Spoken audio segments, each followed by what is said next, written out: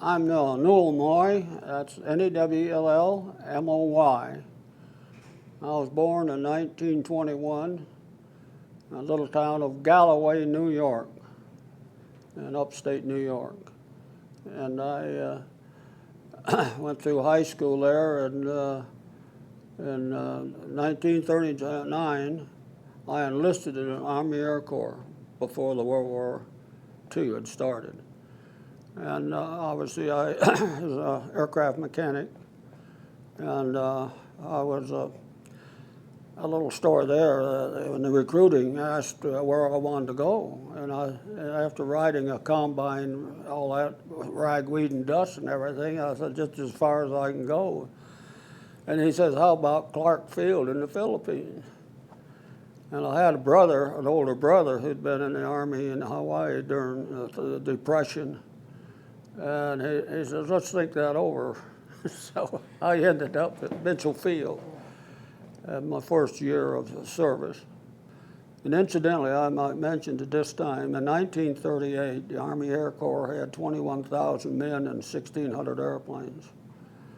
That's when General Westover was chief of the Army Air Corps, and General Arnold took over at then. So when I got into service, there was only 21,000 some men in the Army Air Corps. It wasn't but 3 or 4 years later, there was over 1 million men in the Army Air Corps, and the U.S. had produced over 300 and some thousand airplanes. So you could wrap that up by saying World War II, the pace of World War II was actually set by our industry. Because I'll tell you later that, well, I'll tell you right now, you have the equipment out there, the airplanes, tanks, and ships, you better get using them. And sometimes the training didn't catch up to the availability of combat equipment and so forth and so on. And I checked out as an aircraft mechanic in the B-18, of which there's one in Laurie's museum there. The B-18 was a DC-2 converted to a bomber in the 1930s. So we didn't have anything building up in there, aircraft or nothing. Like the B-17 was, first test flight was in 1935, but it didn't make it start production until later than that. And it was like the one they have there, and it was a DC-2, a Douglas, and they sort of split the cabin and made a little belly to it for the bomb bay. And if you've been in it, you gotta walk through it there. But the empennage and landing gear, wings was all, controls was all a DC-2. And when I joined the outfit, and it was a loser as far as a bomber concerned. I mean, there's no way in hell that thing could have survived anything. But, and then, I don't know what else to say, but that's the origin of the thing. And they only had a couple of bomb groups of them. I think they had built 100. I think the data's out there at the museum, maybe a couple hundred. They call it Bolo or some darn thing like that. But it was a pretty antiquated plane compared to what? Oh yeah, before that, we had the B-10, which is a Martin thing, a twin-engine thing, but nothing was in the way of production of a great number of airplanes. The Depression was still on, and they had an expression by old President Wilson, he wanted them training airplane. And they claim he made the statement, well, we'll just buy them one, let them all fly it. And then around election time, 1940, President Roosevelt said, we'll not send our troops overseas, in the Times Square building. And our whole bomb group is down in Brooklyn, getting aboard Brooklyn Army base, getting aboard ship to go to Panama. And we went to Panama in October, November 1940. And then We was there about a year, and we started some reconnaissance and training programs for the Coast Artillery. That was a thrill in itself. We'd be towing target, and they have shells going off ahead of the airplane, so some of those flights were terminated. But about that time, they decided they better get us out into the Caribbean, so our bomb group was split up in different islands in the Caribbean. And my squadron was assigned to an island of St. Lucia, and that's in the Lesser Antilles. There's a Horseshoe Harbor, Viewport? No, Viewport's on Castries there, and they had the German submarine come in and turned around in the harbor and had a stern torpedo and sunk a ship right there at the dock. They came right into the harbor. And another squadron was another islands there, and one in the Trinidad and one down in Guyana. We were patrolling for submarines. And the island north of St. Lucia is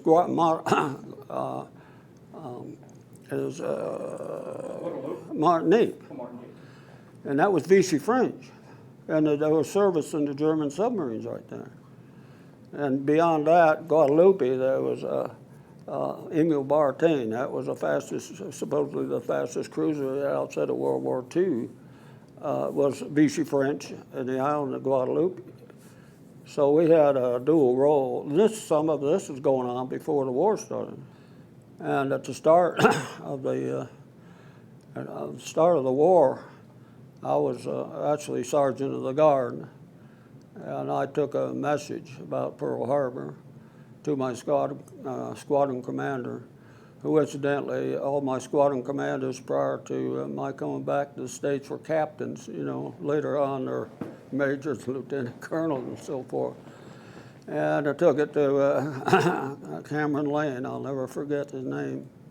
And and that's when we first heard about the Pearl Harbor.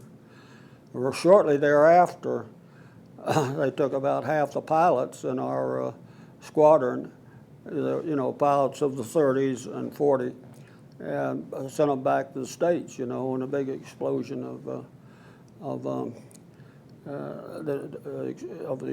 building up of the Army Air Corps. I was enlisted flight mechanic at that time, riding the right seat. And I got a lot of flying time, about 600 hours on sub-patrol and reconnaissance around Martinique and Guadeloupe. And in that process, the squadron commander, I even let some of us, fly the airplane. And they would fly sometimes two 6-7 hour missions a day. That's the only place I've ever seen it written. There's a book of the 6th Air Force that was in the Caribbean. And in that book, there's a statement in there, had the Japanese followed up on Pearl Harbor and taken out the Panama Canal, the war in the Pacific would have been extended at least a year. There's stories of the closest German sub got to Panama was right at the entrance of Cologne, which is on the Caribbean end of the Panama Canal. In that book, it was written about there. That's the closest they have it. And I think it just got too much for the Germans to get too concerned about. In fact, their concern wasn't that much about the canal later on, because that wasn't part of their war. That wasn't part of their war. And in '43, all that effort sort of phased off in that thing. But it was a major concern right at the time of Pearl Harbor. And they were shipping a lot of sinking of tankers and oil and bauxite ships there. But, and then that thing about late '42, it seemed the Germans sort of gave up on that thing. Their submarines were more priorities in the crossing North Atlantic traffic and so forth and so on. So the threat to the canal suddenly backed off. And my bomb group eventually was deployed back to the States. And that part of the war is not well documented at all because the primary casualties in the Caribbean were the merchant marines. They sunk as many as 80 ships in 1 month down there. And a lot of it was critical because a lot of the bauxite used to make aluminum came from the Guianas, and oil and whatnot from Venezuela and Aruba. And so there's a lot of merchant traffic around there. And that's what, as far as the military sting, we lost a number of airplanes, but they didn't have very good navigational aids. And as I understand it, there was a rush to get better capability down there, and they hired Pan Am, I think, to run around and set up some airfields in Central America and the islands and Puerto Rico and all those places. And you know, another thing happened there. I don't know, I believe it's pretty factual that, you know, there's a rivalry between the Army and the Navy.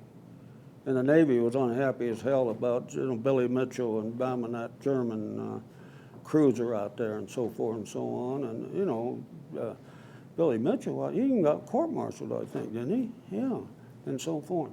So when we started that sub patrol down there in the Caribbean, he could have an airplane here, a sub there, and a destroyer over here, and couldn't even communicate with one another. And I was there. I was there. It was that bad. I was wondering, when you mentioned sub patrol, what kind of equipment did you have to detect? Well, we didn't know doodle squat, you know. The Navy gave us a bunch of depth charges, and the chief mate, you know, told us how to use them and so forth and so on. But that was the extent of any training, you know. And dropping them, you know. We didn't even have a bombardier. We had enlisted toggeliers, we called them. And that's what they had later on. But heck, when we were flying around the Caribbean there, and I've got jillions of hours, you know, 500 or 600 hours flying that thing. I'll tell you a couple episodes. One time some major showed up, you know, and hell, I'm a sergeant nothing, and back in those days, a captain and a major, you know, the troops paid attention to them. We were a little gun shy of them, you know. And this guy came out of the blue. I don't think he ever flew that B-18 before, and here I'm flying with him, and I'm nervous as a, you know what. And we go up to Martinique. Well, they still had that 3-mile thing to stay away from them, you know.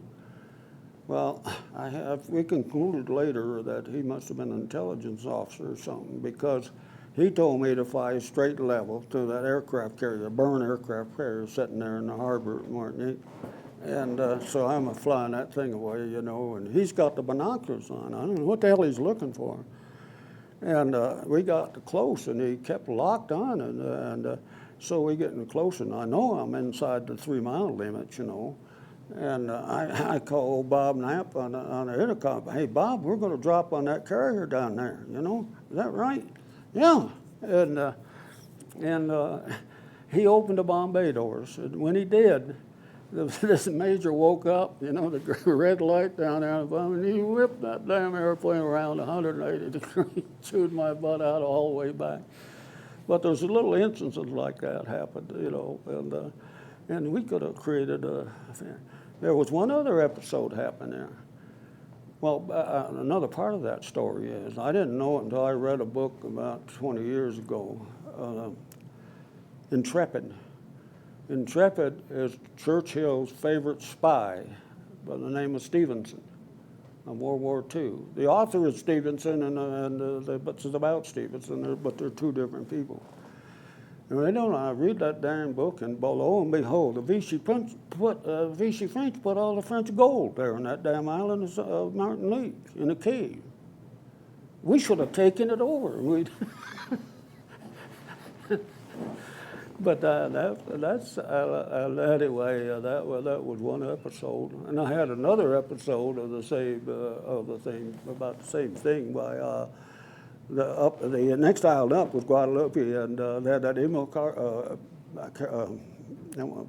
Bartain cruiser, and there was a terrific storm coming in from the Atlantic from the east, and that thing had left port and was heading towards that. And here I am in a B-18, and I'll never forget, those instances, you don't remember what was going on. And at Birkenkamp was the pilot. I had another hell of a nice guy.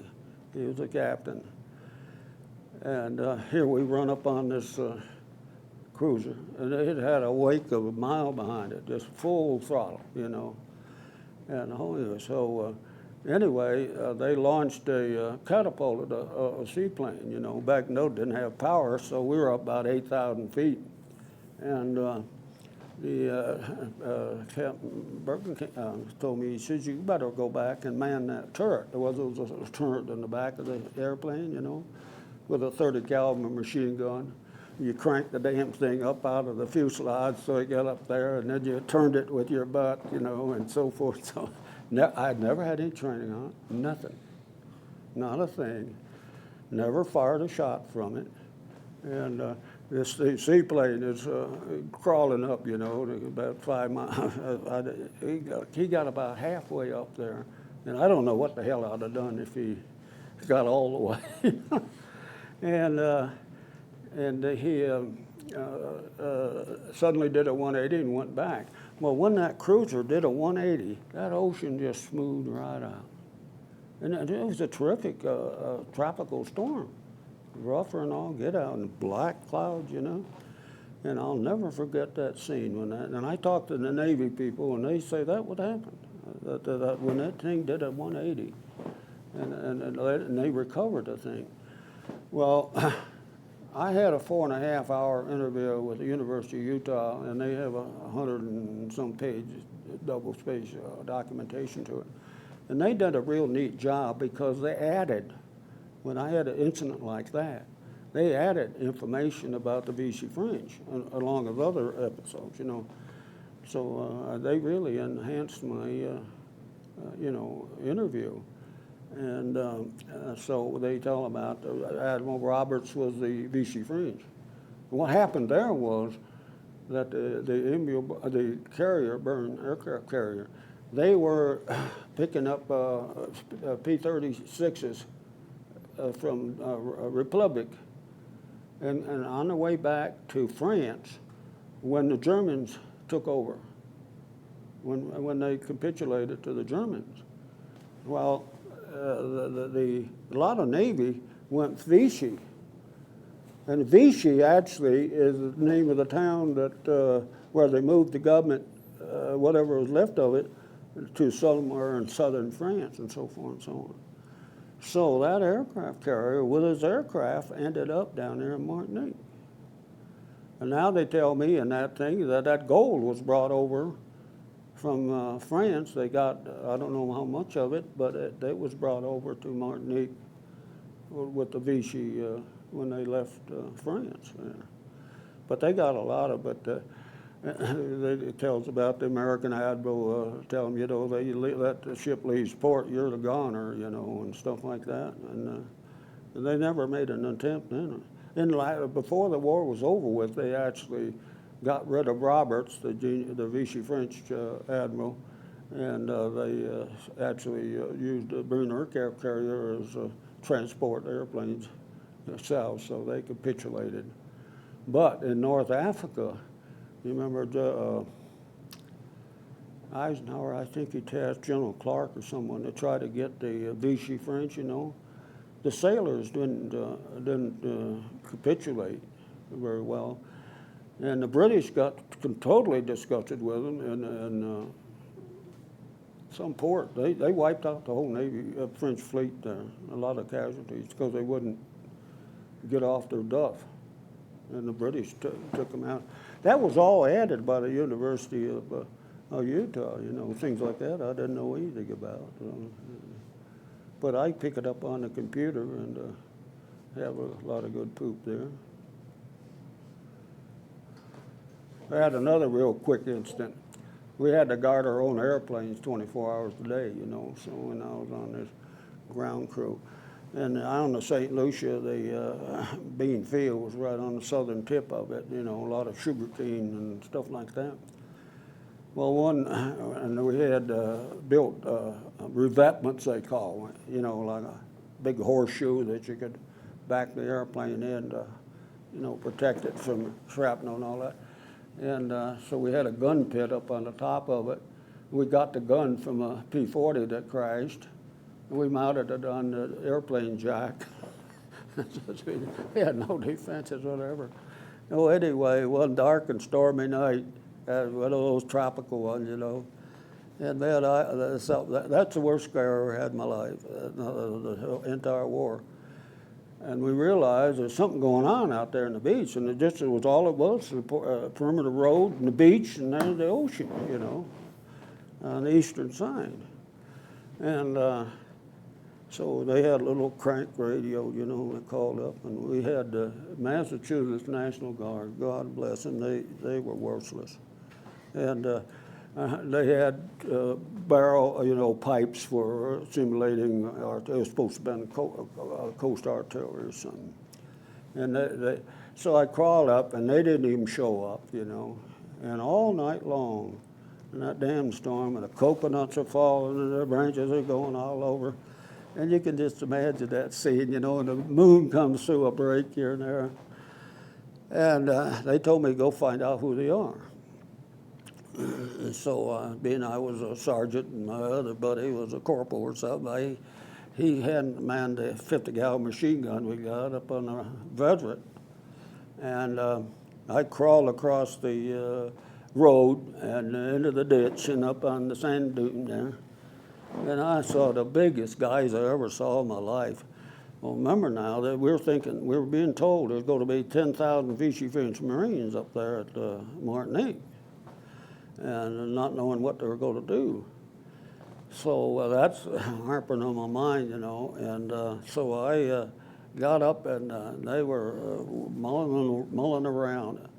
And I had a Thompson submachine gun with a 20 clip thing there. Never fired it. I don't know where the hell they got it from. Never fired it before. So I ripped off a few shells. I don't know what the hell. They all hit the damn beach, you know. Real responsive, you know. And I was so damn afraid I didn't want to change. I didn't know how many shots I'd fired, or I didn't want to change the clip in case they could see me doing it and jump me like that. And I sat down there all night, and all I could hear was, "Amigo, you mean me no harm," you know, and the goddamn chill would go up and down your back, and then these coconuts are falling, the trees are all over, and the waves are coming in, you know. And it turned out to be there was about 17 boatloads of Barbados fishermen. And Barbadians are the biggest. They're like, I tell everybody, they're about like Carl Malone, if you've heard of him, you know. And they're the biggest guys you ever saw, you know. And it wasn't until daylight that anybody come. And I put up with that crap for all night long. Jesus, I finally settled down there. And, you know, you get a little chilly down there sitting on the beach in the middle of the night, you know. And they even had a boatload coming in the Coconut Grove where they had the bomb dump, you know, the depth charges and all that thing. And, but I was told, but some of them went between the islands out into the Caribbean and probably was never seen again. But that's what the big episode was. And you sit there thinking they're part of the you know, the Vichy French. And they did have an episode where they had I woke up one morning and there was a whole flotilla of ships out there, southeast of St. Lucia. And what the hell is this, you know? There wasn't too good communications back then. And there was in preparation to Marines would take over the Martinique. And all of a sudden the thing faded. And the reason why it faded, I found out later on, is when the American forces invaded North Africa. And they didn't want to alienate the Vichy French, which was probably a proper thing to do. And because everything faded back after that. But that was about, I don't know, March or April of '42. And I don't recall when they invaded North Africa, but in Casablanca. But they did so with the hopes of getting Vichy to come over on the Allied side. Yeah. But, so those were some of the interesting experiences I had. Never anybody that's taken a whole group of Barbados fishermen captive. No, that's, you're the first and probably the only. I'd like to go back down to St. Lucia there to, see what things are like. Now St. Lucia's become a big Canadian winter resort, they tell me. A lot of Canadians down there. As I said, I had got a lot of flying time in it. And I'll never forget one day, I was flying with a squadron commander, and I don't know whether he's on his second mission or not, but anyway, he was taking a little nap now and then. And we flew back to the base, and I turned on the downwind leg, and he didn't say a thing, and I'll never forget this, didn't say a thing, and I called the tower and started setting up landing, prepare for landing, setting up power settings and dropping landing gear and so forth and so on, and never touched the controls. And I went beyond the airfield, it's time to turn on base leg. Turned on base leg, and then didn't touch a thing, and I turned on the final. And the only thing he said in that whole episode, watch the back pressure when I put the flaps down. And he let me land it from the right seat. Hit the throttles, went around, landed a second time. I got out of the airplane. He says, put in for pilot school. And I said, yes, sir. And I came back in '43, February '43, and I got hung up, and I missed out on all what went on in the States. I was sort of a mystery to me when I came back, and I assigned in Augusta, Georgia, and lo and behold, everybody on that base, I swear, didn't have 6 months in the service. It was strange to me. But anyway, they mishandled my application for pilot school, which I'd already processed. So I had an assignment to a bomb reconnaissance group, which incidentally, one of the few that failed for operational assignments. It was terrible. And so I got into finally got into the pilot training program, and I went I went to Santa Ana, California for what they call pre-flight, administrative stuff, and then on to the West Coast pilot training program, and I graduated in May of 1944. Out of Pecos, Texas. The last phase was down in Pecos, Texas. And then I was discharged, but incidentally, I went all the way through pilot school as a tech sergeant on flying pay. And this is pretty routine, and they begin, you had all the draftees in World War II, and 99% of them are there to get the war over with, and get out of it. So there was a lot of the talent was there in the enlisted ranks. So they had a program for enlisted pilots that lasted about a year, and then they cut that out, obviously they lowered their academic standards for me, I know. Anyway, there was a lot of enlisted men became pilots towards the latter half of the war, and. So when I went to advanced, I went to twin engine, and that set the stage for me to becoming a, multi-engine pilot.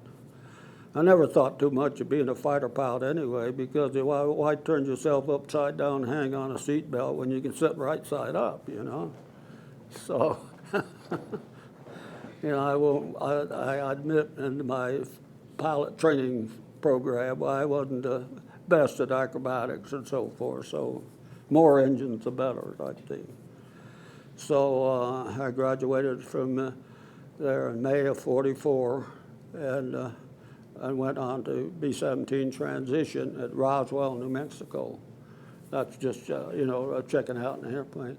So after transition, I was assigned to RTU, which was Placement Training Unit at Gulfport, Mississippi.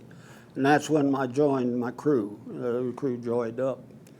And that's where we had had our combat crew training. And that was about three months, something like that. And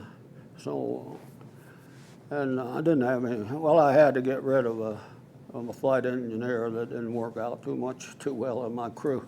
They weren't too keen about it, but having been a tech sergeant, I had a little more experience in judging what was going on than some of the other guys. So I got another crew had broken up, so I got their engineer, and that was in the fall of '44. My bomb group was an RTU training unit up at Rapid City, and they were training other air crews up until May of '44, and then I guess someone envisioned there is an end to this, so they were converted to an operation unit and deployed over to England in May of '44. And there's an interesting story there. One of their squadron commanders got shot down right in the second mission, and he ended up as an intern. What do they call him? Up in Norway. Oh, in Norway area? Sweden was neutral. It was Sweden, yeah. Interned in Sweden. Yeah, one or the other. Okay. And then his operations officer was this Miller I was telling you about, Dan Miller, and he was lieutenant. Well, anyway, in May, this guy is a major, he gets interned, and his ops officer, I guess, or whatever it was, Miller, was a first lieutenant.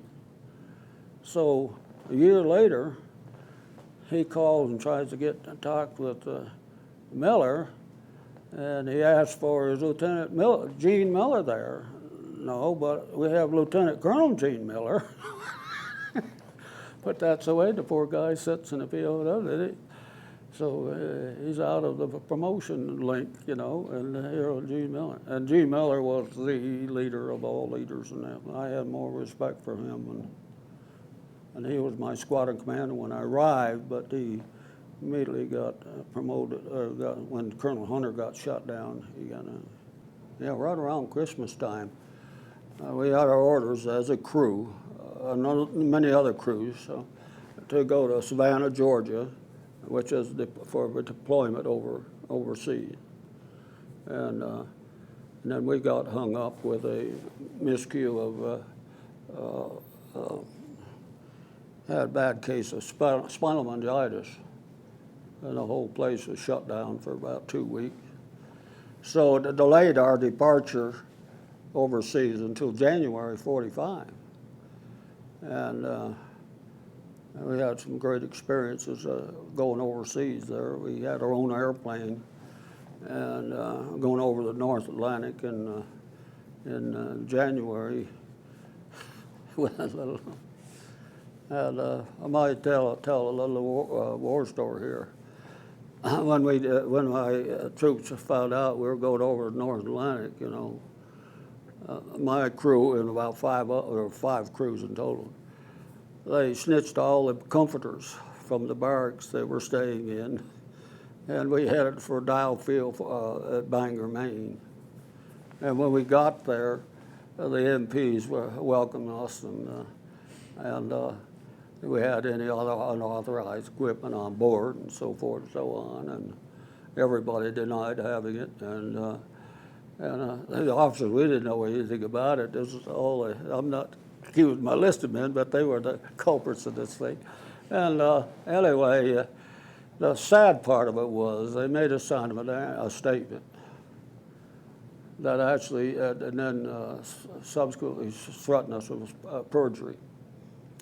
And that really ripped me off. And so they stuck all the enlisted, I might as well say, 5 crews, wasn't just mine. Stuck them in the guardhouse, and the rest of my officers confined to quarters. And they go through this horrendous exercise, and they're telling us 5 years in Leavenworth and all that crap. And lo and behold, somebody gave them the word, you know, solve your problem, get those crews on their way.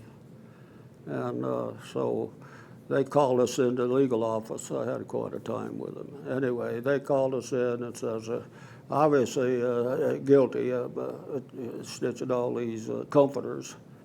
The commander down at Savannah didn't like taking his comforters. Anyway, and then they said, well, get your troops and let's find the bad guy. And I'll tell you, it's an incident that happened right then and there. There was a Lieutenant Bylander, I'll never forget him, from Wisconsin, and he was a pilot of another crew. This legal officer called him a liar, and that second lieutenant went right over him, grabbed him by the collarbone, and said, I don't lie. And my bombardier I used as my legal advisor didn't know anything more than I did. And he ended up by taking it. But lying was something then, now it's not even illegal. The damn courts have agreed that you can lie as much as you want. You know, that's a sad episode. But I'll never forget that. And that second lieutenant, and people were offended when you called them a liar back then. Now I don't really care less, I guess. But to make the real crux to my story was the fact that when we were down there at Savannah, my radio operator, he had a short leave, and he was late getting back. It was right around New Year's. So they reduced him in grade. So I had a separate insert to the record. See, I had all the personnel records with the crew. And so just an insert was added to the records. Well, when they asked for the records, and I to this day don't recall why I did it, but anyway, I didn't give them the records showing that he was already busted to a buck private, you know. So needless to say, my enlisted troops said, you know, well, the radio operator, and as a crew, any fines we'd share, you know. And so anyway, they go through their little old court-martialing procedures and whatnot and so forth, and decided to reduce my radio operator from a corporal to a private, which he was already a private. And and we got that all resolved, and then when it come time to go back and get the record, and I says, oh, for some reason I failed to give you this record, and I showed him he was already a private. Well, they're leaving people went ballistic, you know. Get that crew the hell out of here. And I thought that's what I've been trying to do for the last 5 or 6 days. But anyway, that was but when they threatened us at 5 years in Leavenworth, that really, you know, what the hell is going on here, you know? So anyway, we left there and flew up to Goose Bay, Labrador, and 40 below zero and all that sort of stuff.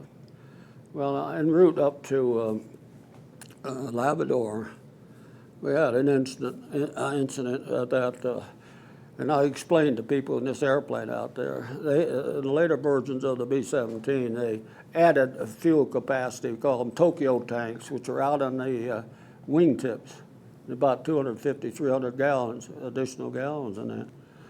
Well, one of the valves on the right wing malfunctioned, and fuel by gravity into the main fuel tank. And when we landed at Goose Bay, you know, here's the main fuel tank, almost full, you know, and that thing. Well, 40 below zero, they didn't want to change it.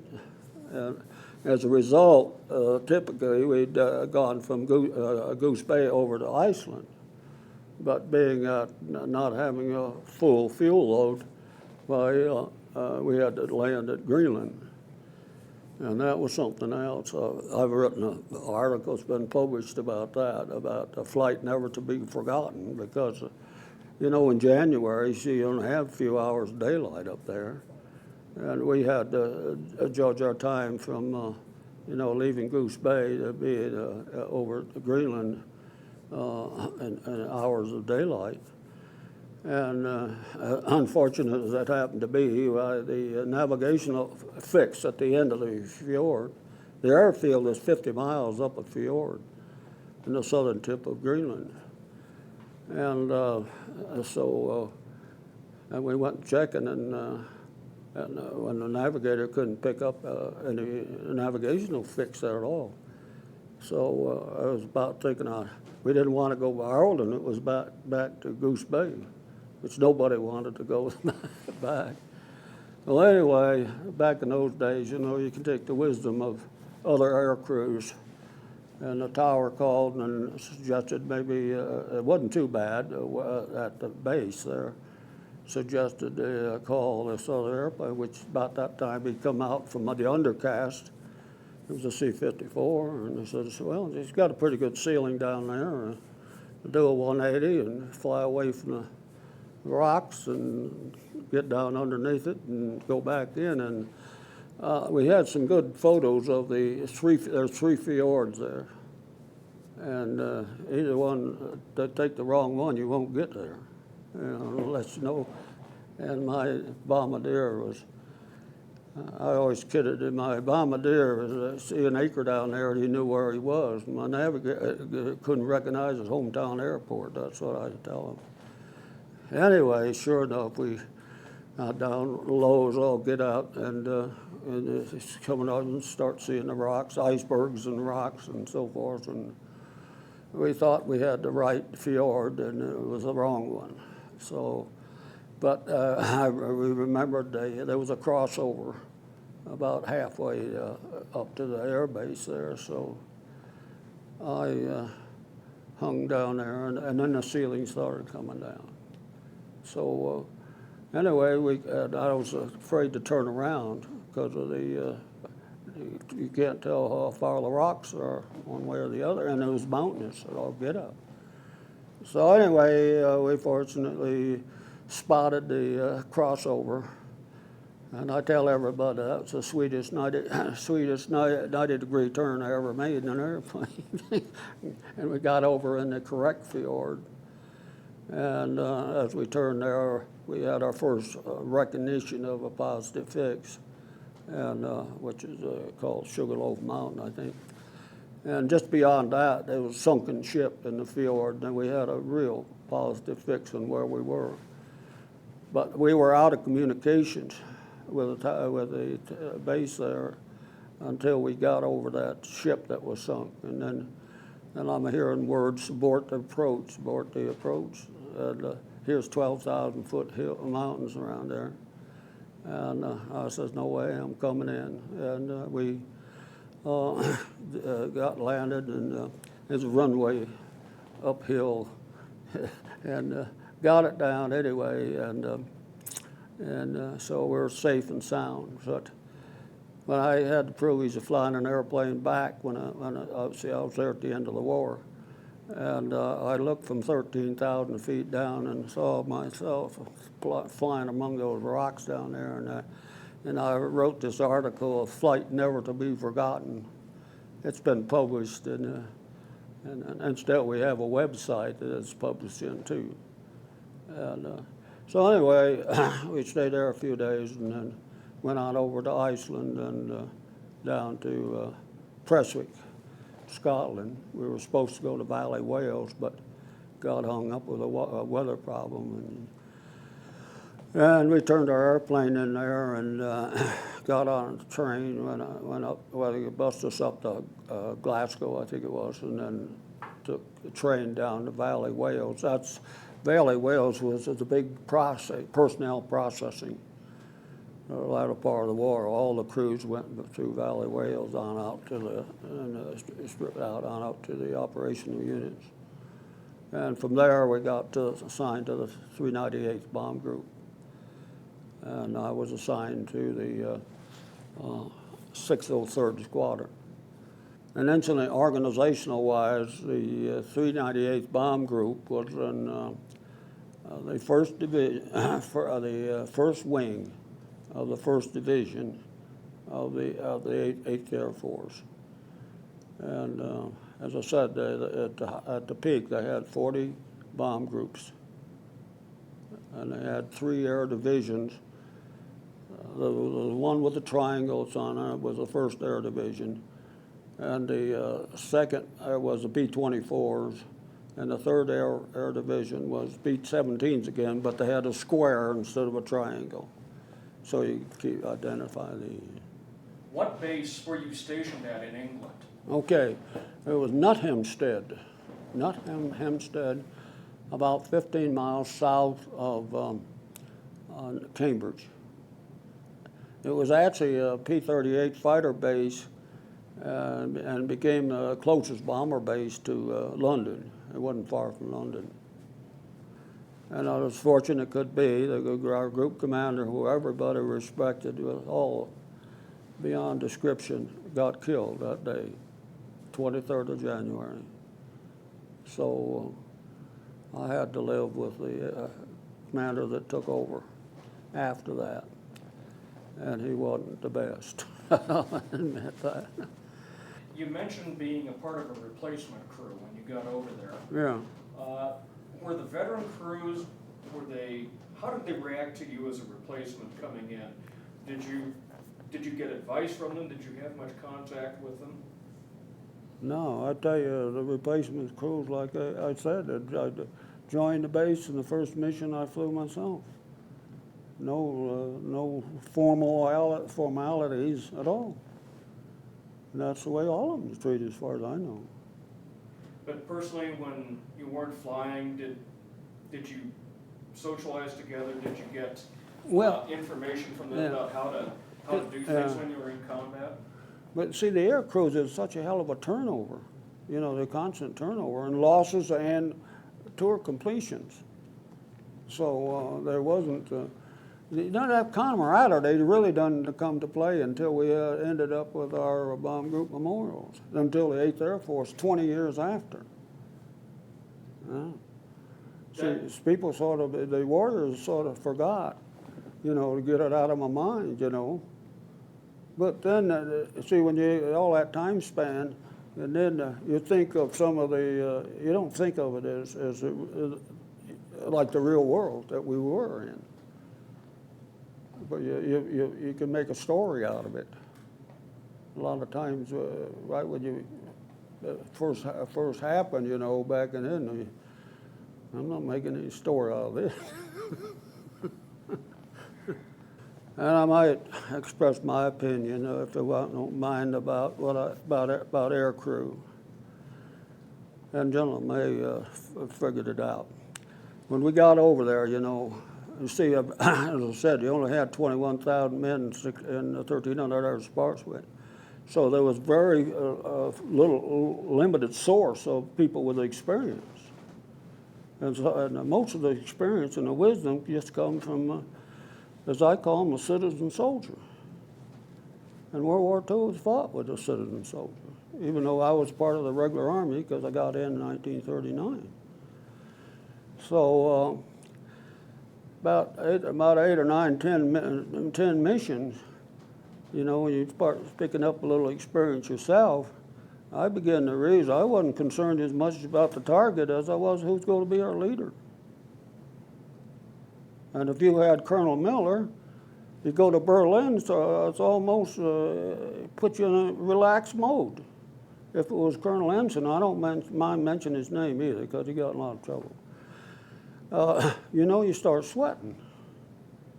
And I had a squadron commander. You had to do a little extra sweating because of lack of wisdom on what they were doing. We had this briefing at a certain altitude, and they had some. Well, it wasn't even a secret. 5 devils are down, 5,000 foot down, 5 angels are up. And this old general told Evers, his name. Now here's a captain that's got all his missions in. The only thing they used him for is lead flight.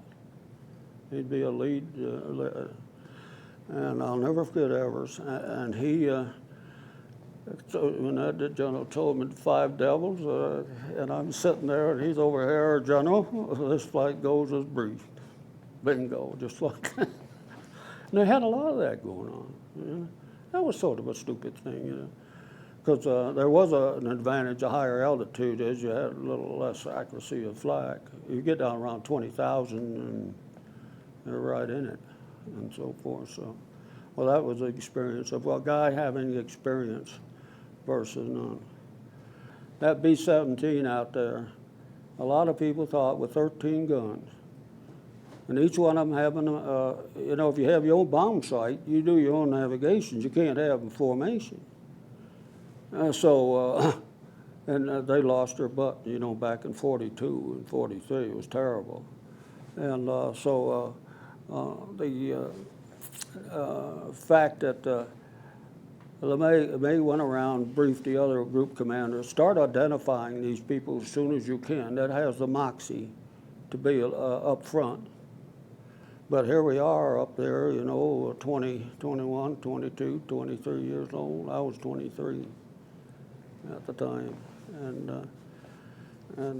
a lot of people talk about putting like youngsters in that ball turret or that tail turn, I think today, I don't know whether you're getting the guts to do it. But, and you're talking about a 7, 8, 9 hour mission.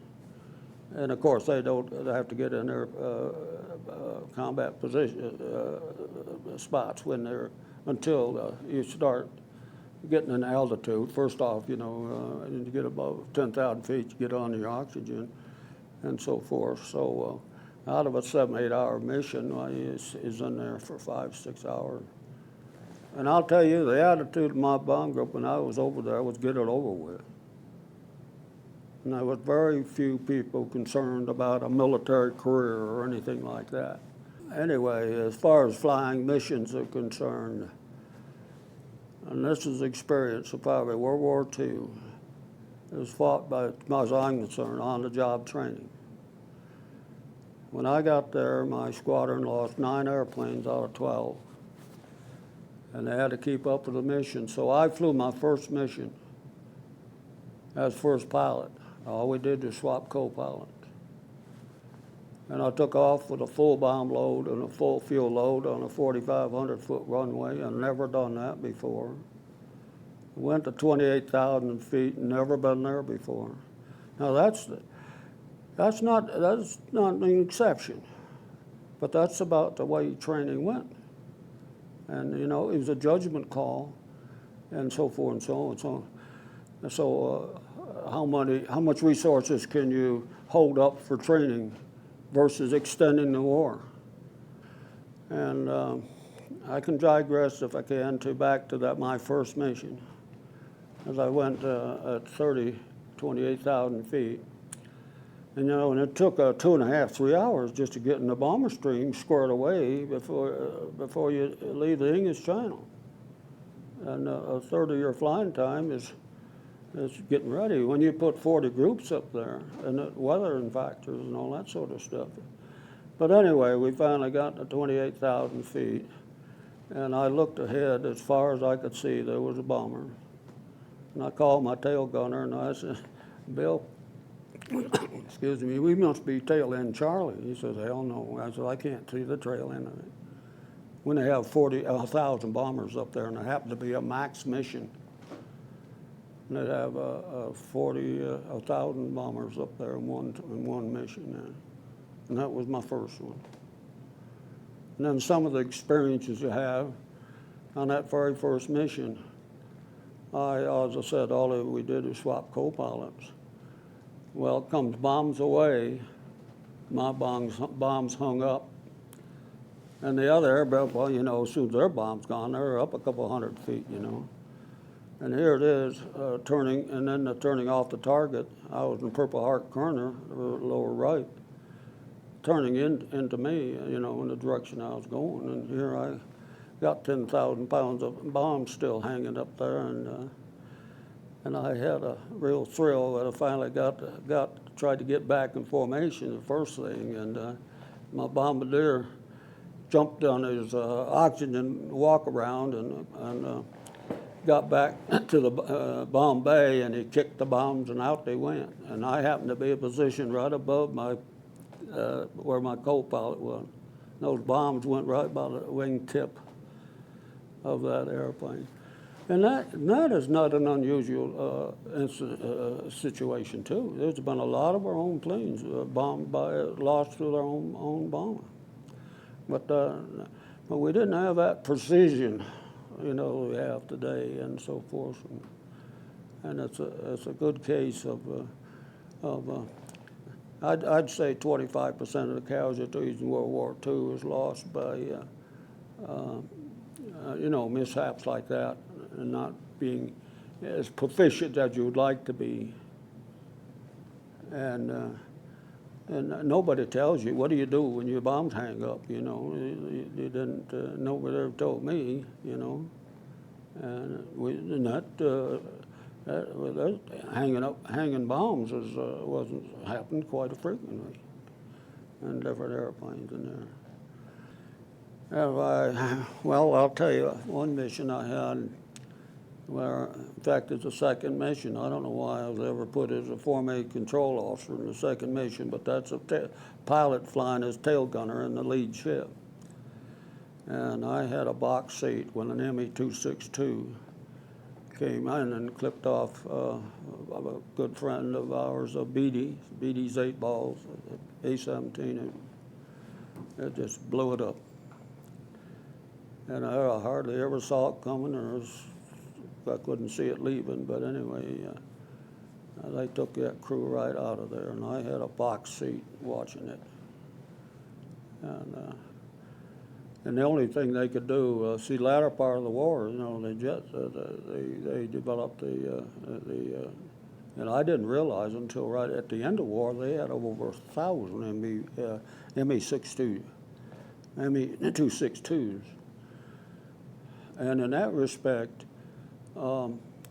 it was held up by a lack of pilots and a lack of fuel.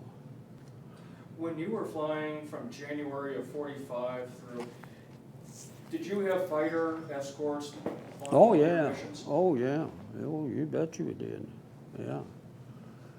See, that was and as strange as it may seem, you know, when I got over there, I only had that ME-262 and 2 other incidents, you know, and it wasn't a swarm of German fighters. You know, it was passe by 45 and so forth. But we did have another one of the ME-2 FW-190s hit us, and I lost a few airplanes. But the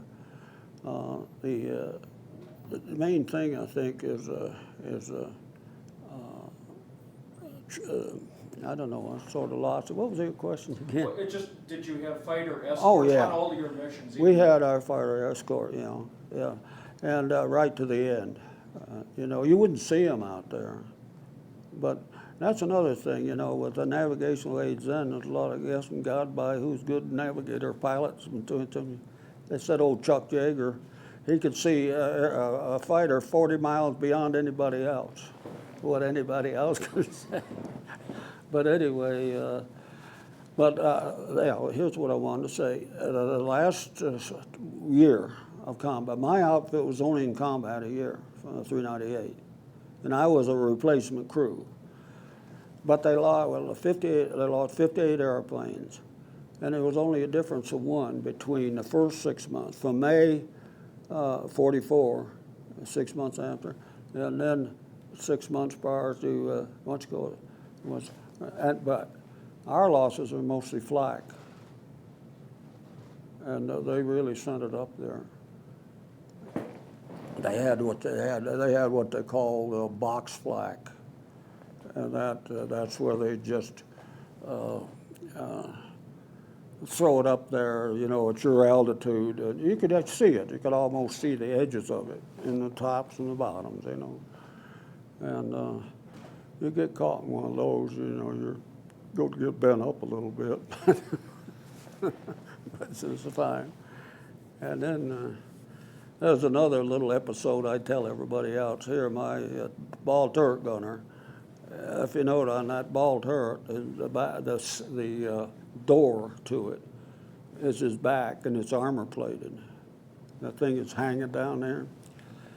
Well, we used to call him one-shot Schultz. So there would be, Germans had AT guns on barges up and down the Rhine River.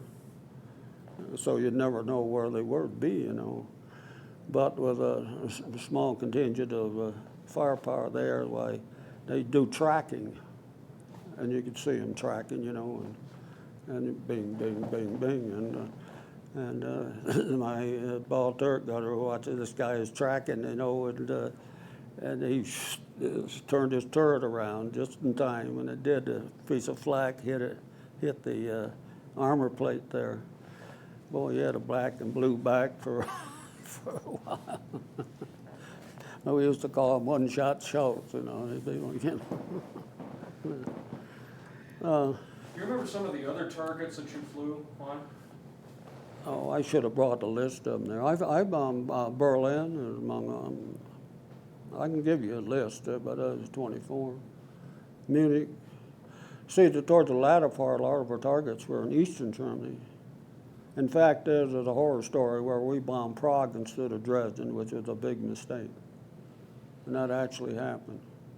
And that's what I mean about the colonel that took over from my bomb group wasn't too smart. He was leading the flight when we bombed. I always remember the navigator saying, "Newt, I don't know where we're going, but Dresden is off to our left." But I'll tell you another thing. We didn't know anything about the jet stream and all that sort of stuff back then. And that's what it was. We got caught up in the jet stream and went over there much faster than normal. Quite fit. They sort of got it documented and so forth and so on. But so that was a big goof. Dresden is what we call a marshalling yard. There's a big, I can tell you a war story about Dresden, but where there's a marshalling yard versus a railroad yard. And that's a marshalling yard that's in tracks, you know. And you want to target the, not the yard itself, but it approaches to and away from the yard. And so we got a good bomb there, so. But and in doing so, though, yeah, we had a lot. We didn't even know what collateral. I don't know if collateral was even a word back in World War II. You know, at least it wasn't a subject for any concern at that time. And I bombed Dresden 3 times. Well, it should have been 3 times, but I bombed them twice. And I can tell you a quick story about Dresden. Dresden was thought to be, you know, non-combative community, no major aircraft factories or munitions and so forth and so on. And it was, and back in those days, it had the educational, was the upper level, you know. And so there's a lot of documentation and a lot of books written about overbombing Dresden. In fact, I committed a war crime because I participated in overbombing Dresden. But some admiral back in Hill wanted a briefing on Dresden, and I dug up some information on it and the thing. And what was happening, the reason why all that bombing in Dresden was because of the Yalta, the conference at Yalta, where Churchill and Stalin and Roosevelt got together about closing in on Germany. And Stalin wanted a little help of the Germans deploying troops over to his front. And as I said, Dresden was a marshalling yard. So that became, and it was also the main transportation systems. You know, Dresden is south of Berlin a bit, you know. It's the main transportation in the east and west. And so that was a legitimate target. Also, I found out when I was looking up from the Air Force Historical Library in Maxwell Field that all the yelling and screaming about having overbombed Dresden, it turned out to be that they had a lot of small outfits, you know. In fact, they had 110 outfits making like flight instruments and other tools, you know, that go into the weapon systems and so forth and so on. And incidentally, after I got that briefing and had it, my daughter called me and her friend had a book club. This is only about 4 or 5 years ago, a book club, and the book here in Denver. And the subject was, the book was one about, you know, critical of a bombing Dresden. Bombing Dresden. And lo and behold, an article comes out in the Smithsonian Magazine, just about parallels what I've already told you. And it's so the charging us with, you know, overbombing Dresden. Now there was another theory behind that. As Air Marshal Harris, the chief of the British Bomber Command, they're the ones that went in there first, you know, with their carpet bombing. And he supposedly was from Coventry. And you know what the Germans did to Coventry? You know, the foundation and whatnot of the cathedral in Coventry still sits there with a spiral, you know. So they thought it was in reprisal, you know, just a personal thing, reprisal on part of Air Marshal Harris. But when we found out there's some documentation in the Yalta conference information, it sort of cooled off. Also, when they found out they had 110 little factories building, and one of them was even had the capability of producing poisonous gas on that thing, you know. But I've got some targets. I got some photos, you know, so where we bombed Dresden. If you really want to understand World War II, the aviation war in Europe, there's a book written recently, in the last 5 or 6, The Masters of the Air. And this one general shot, something like that. But he was betting on the fact, let's stick with the transportation and airfields and energy sources. You know, and the British thought otherwise. So they had what they call carpet bombing. And I just finished reading a book about that, the British RAF. And, you know, just go out there and blow them all. And by example, and prior to when General Doolittle, you know, became commander of the 8th Air Force, and I can remember a colonel of a group commander was at a staff meeting with General Doolittle, and he had all these bomber missions, and it was kind of strange, you know, the target and so forth and over at the end. And this colonel asked General Doolittle, he says, "Are you using the bomber force for bait?" "Yes, I am." "That's exactly why you were going." And that's the way it was. So we got all our German forces up there. And on D-Day, there wasn't a German fighter plane went over Normandy. And that made a big difference. And I didn't mind. I was one who was sent out for bait. Of course, we always had a target, you know, and they had to stick with the fact that they called it strategic. Meaning you had to have a legitimate target, you know. We did the work, unlike the British carpet bombing thing here. And so we always had a target, but things got changed a little bit, warped out of shape, because the original theory that you could go in single airplane and bomb a target. Well, we found out that we couldn't survive without going in formation to have a concentration of firepower. So anyway, so you take a B-17 with a 107-foot wingspan, and another 100 feet here, and another 100, and then another, you got a 1,000-foot swath. but the RAF was just Air Marshal Harris was commander of the RAF, and there was a time when Air Marshal Harris wanted the 8th Air Force to join them in night bombing. See, all their bombing was at night, with a rare exception. And at night you don't have formation. That's just like a bunch of cubby ducks out there. Ducks fly better formation than you know. And so, yeah. But anyway, General Schwartz, what the heck is it? Shots, something like that. It got to the point where Roosevelt and Churchill got involved because this is with all those losses in 42, 43. And people in the U.S. began to suspect, hey, you know, can we sustain ourselves with this? And so Roosevelt gave the general the opportunity to talk to Prime Minister Churchill, and the general talked him out of it.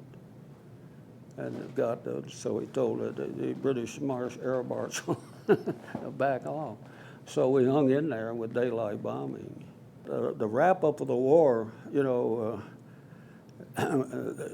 people started celebrating, as you might expect. You know, the fighter pilots are out going out killing themselves, bomber pilots flying around firing fires and setting haystacks on fire and everything else. You know, Doolittle said, "That's enough of that, boy." You know, second day, and that flying was like picking up those missions. And I'll tell you the one story that ended at the end of the war, which I'll never forget. I started flying lead myself, the pilot, not the boss, you know. And a squadron, and I had 3 lead missions, a squadron, group, and wing. Well, I think it was next to the last mission we had, you know, sort of celebrating, and the group commander, General Groupe, you know, he made the stupid mistake of stripping down a B-17 and flying up and down the bombers. And anyway, there's one other war story I'd like to tell you about. I had the pleasure of flying into Barth, Germany, and picking up our own prisoners of war. And that was in, you know, VE Day was May 8th. And we flew into Barth, Germany with B-17. Now, Barth, Germany is Stuttgart 1, which is up on the Baltic Sea. In those accords I mentioned about closing in on Germany, supposedly it was written in there as Russian overtake American prisoner of war camps, they send survivors down to the Black Sea. And there was a Colonel Zemke. Well, the senior colonel in the prisoner of war camp was quite ill, so he turned it over to Colonel Zemke, who was a big-time fighter pilot from Montana. Anyway, when the Russians overtook the camp there on the 1st of May, you know, they tear the fences down, let them go, you know. And old Zemke, hell no. And because the transportation systems were so knocked out, you know, they had been marching and walking, and they would have lost, in their health, by the way, was really, I had a good friend of mine, he and I gave briefings, and he was a prisoner of war from my squadron. Only got shot down before I got over there in November of 44. And they almost starved to death in March, February, March, and April. So they were no physical condition to be out ranting around trying to, you know, walking. So there was 9,500 POWs in Stuttgart 1, and the story has it that even though Zemke wanted to keep them there until he wanted that airlift, he wanted them airlift out of there. And that airlift wasn't part of the Malta agreements, you know. And the dang Russians sent it. Well, anyway, it took 7 days fiddling around with the Russians to allow us to go into March, Germany. And the story has it that people were getting pretty disgusted with it. And the damn Russians had us, gave us permission, finally gave permission and had a corridor. We had to go a damn corridor over to Berlin and on up the bar. Coming back, we flew in formation, and coming back, we flew in individual aircraft because you had 30-some POWs aboard. And I remember landing there, you know, we were told to, you know, you keep your engine running, and they had little groups of 30, 35 people there. And they'd jump aboard. But I had to jump out of the front hatch and stomp on the ground. I'd been bombing for 6 months and take a look up. I looked underneath the wing, you know, back to entering the waist.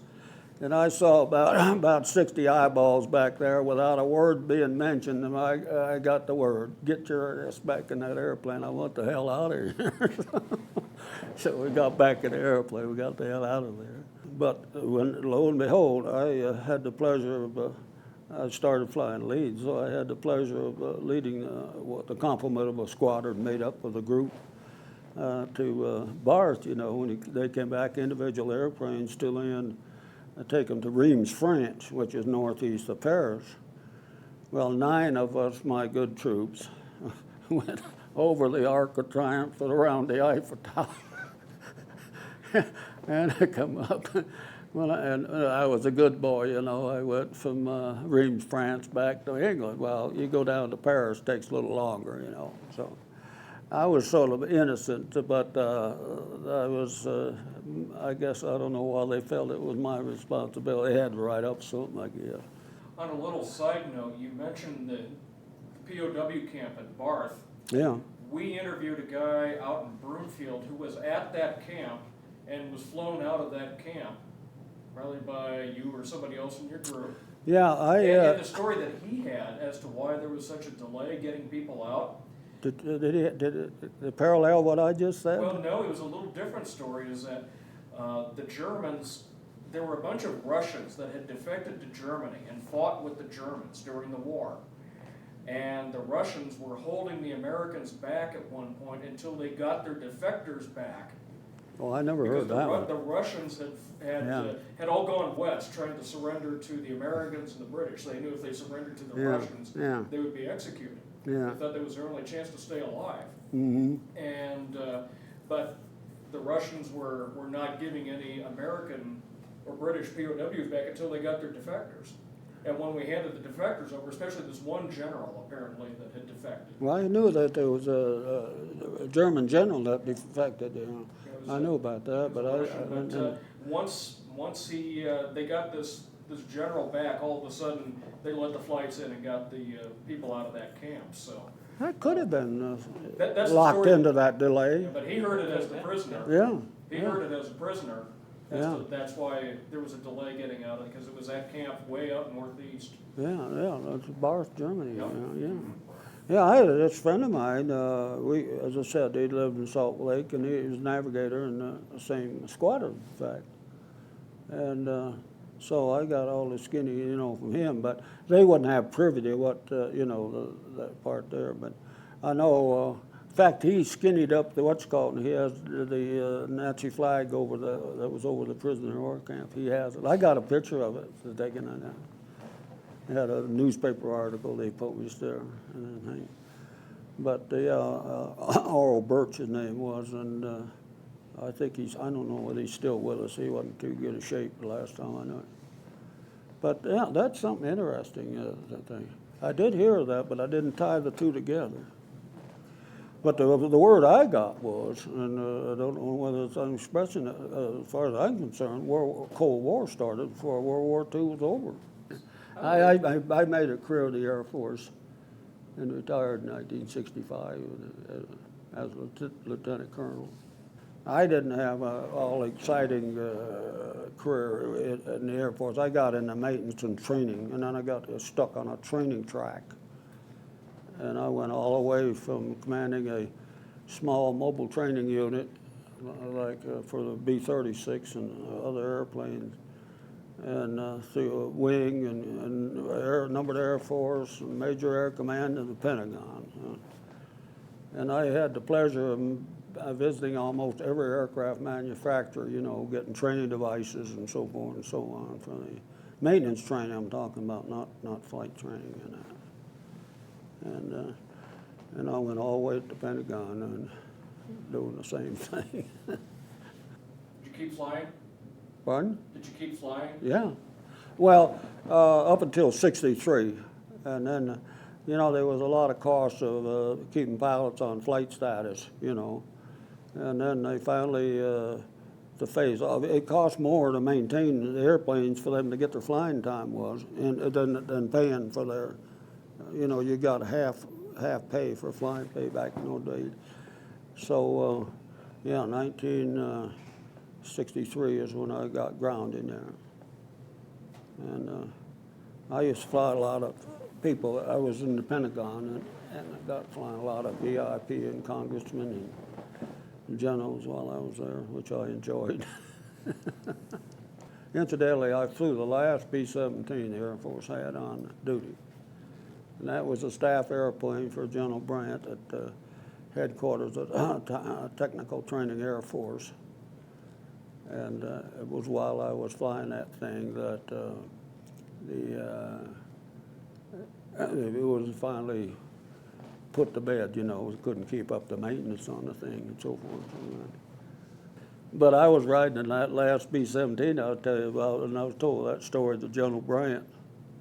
And I flew him up to Washington, D.C. And back in those days, a lot of those records went into the bowels of the Pentagon, you know. So he told me to go while I was there, go and check it out. So I did, and I found out that all those type things were wiped out after 5 years. So.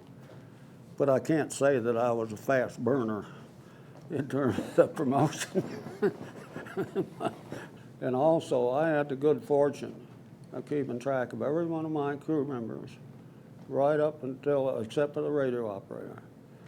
And I can attribute much of that to my wife by keeping contact for about the first 20 years after World War II, you know, by Christmas cards and all that, and we kept up with the contact. And then it was in 1974, I think it was, when the psychiatrists have words about this, but when we started talking about it and having, you know, group reunions and stuff like that, it was about a 20-year gap in there. I can remember not telling a war story for years. I think the first time I told a war story after it was over with was when I was visiting my brother, and we went camping with his family. And I had four brothers in the service. I had 5 brothers, and the oldest one was exempt he was the oldest and a farmer. But we all came home, very fortunately. About 1998, my bomb group was active when we had tours of Europe and a base every other year. And I arrived at Heathrow Airport, and my daughter came up from Saudi Arabia. And we met there, and a British subject came up and asked me, you know, if I'd been there during the war. And I said I had. And I'll never forget his statement. His statement was, "Thank God we're victorious. If not, I don't know whether I'd be alive, and if so, I don't know what language I'd be speaking." Now, he was from 2 or 3 generations, I'd say in his 40s or something like that. And that's, they have a different view of World War II than rest, you know, in this country and so forth now. But my bomb group had, we had tours going about every other year. I went to a couple of them, and we have the British to this day. They have an organization called Friends of the Eighth, and every one of those operational bases like ours, they have a team, and they'll tell you more about what we went through than you can believe. And real dedicated. Right now, they you know, Memorial Day and at Mattingly, the cemetery at Cambridge, they put flowers and everything on on the graves, and they're members of our Bomb Group Memorial Association. And they really, and the young of them are real gung-ho, some of them are, and we're developing a museum over there. And we have a memorial built at the base we were at. And unfortunately, it's turned over to the battlefield. Something, all the military decorations overseas, cemeteries and all that. It's under battlefield something or another. So it's on perpetual care and so forth. We had to pay to get it going and everything. And we had another incident happen just before I got there, around Christmas of '44.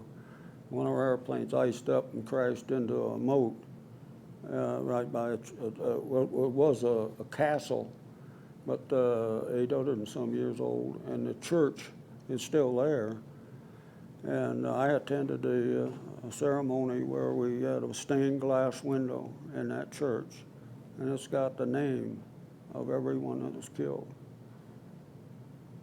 And it was a joint effort between our good friends of the 8th and I'm trying to think of the minister, but we get treated royally when we go over there and that thing. And that was only about 5 or 6, 7 years ago, I think, and the thing.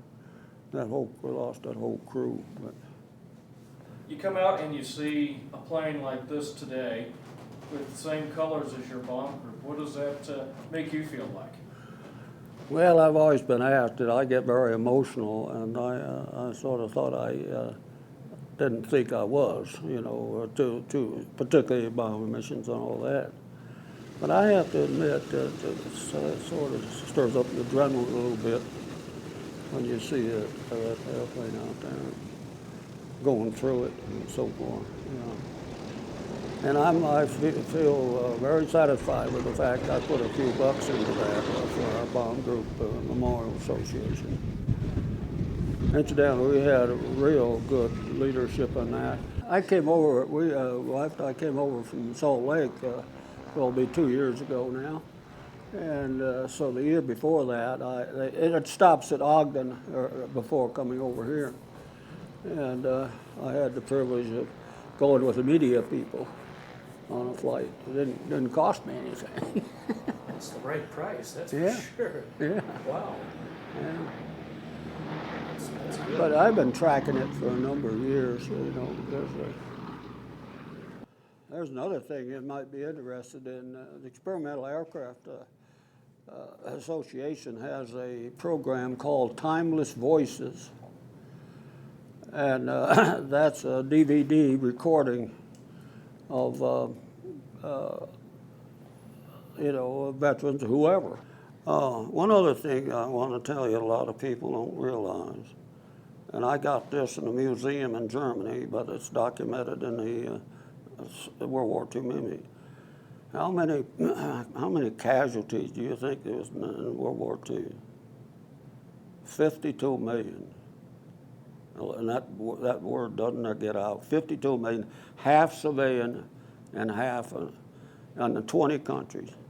I've got the figures. I picked it up in a museum in Germany. And that's, so,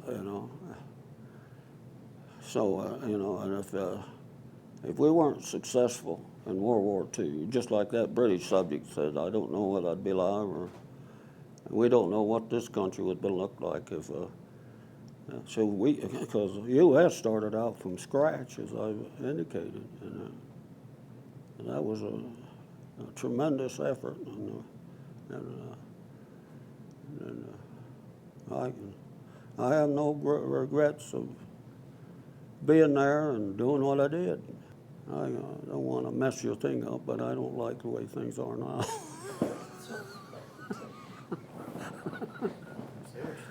Yeah, because the sacrifices are made in there. Incidentally, that 52 million, and the Germans in their documentation of it, only had, they had 0 civilians. We did have half a dozen civilians with the Japanese balloon bombs hitting Oregon. And that's about the only they can attribute. So the Americans were very fortunate that they kept the battle offshore.